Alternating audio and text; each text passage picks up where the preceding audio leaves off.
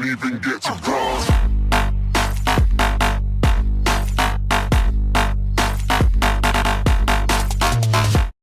Witajcie w kolejnym odcinku na moim kanale. Jedyny film science fiction wyprodukowany w Polsce, który obejrzało 12 milionów ludzi. Czym jest świat, w którym żyją tylko kobiety i przetrwał apokalipsę? Dwójka głównych bohaterów będących mężczyznami zostają zamrożeni z własnej woli w roku 1991 w Polsce. Budzą się w roku 2044 w podziemnym laboratorium, które jest także podziemnym państwem, w którym są same kobiety. Jest tam władza w postaci totalitaryzmu, czyli państwo ma władzę nad każdym aspektem życia jednostki zwanej obywatelem. Są tam szpitale, rząd, laboratoria, mieszkania, baseny, więzienia, policja oraz zbuntowana społeczność kobiet żyjąca w podziemiach i nie godząca się z narzuconym stylem życia. Wszystko to zaczęło się od kryzysu w Ameryce i spowodowaniem wojny, w której użyto bomby atomowej M. Bomba ta została wynaleziona przez tego samego naukowca, który zamroził głównych bohaterów i miała za zadanie paraliżować geny męskie i tym samym opóźnić narodziny chłopców i pozbyć się z ich genów wrodzonej agresji. Jednak coś poszło nie tak, a bomba całkiem wymazała męskie geny ze świata. Kobiety od tej pory rozmnażały się w warunkach laboratoryjnych poprzez partenogenezę, czyli zapłodnienie i poczęcie z udziałem samej komórki jajowej bez udziału plemników.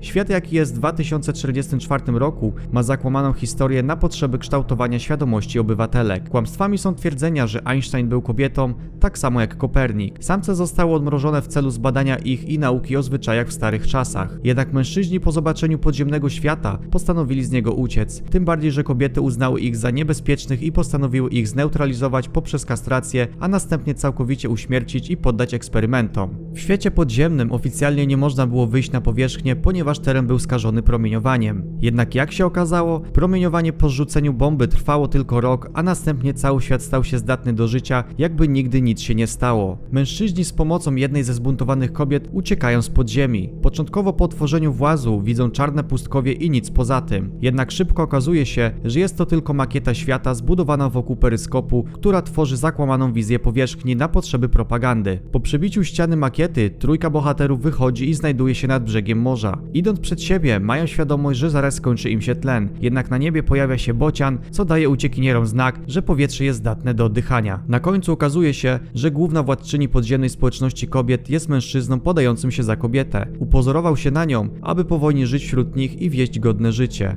Podziemnym światem rządzi z domku w lesie, poprzez cały system komputerowy do zdalnego sterowania i komunikacji. Nie wiadomo jednak, czy na powierzchni są inni ludzie i co się z nimi dzieje. Jedna z teorii głosi, że w innych częściach świata żyje się normalnie i są tam dwie płcie. Obraz zagłady atomowej występuje tylko w Polsce, a takich podziemnych bunkrów na terenie całego kraju jest wiele. Każdy z nich tworzy osobną część podziemnego państwa polskiego. Na powierzchni żyją tylko przywódcy tych światów, którzy udają kobiety. Jest tam cała technologia pozwalająca porozumiewać się z resztą świata i tworzeniu propagandy. Za utrzymanie społeczności Polek w propagandzie odpowiada rząd Ameryki. Dzięki za oglądanie. Mam nadzieję, że film się podobał. Do zobaczenia w kolejnym odcinku.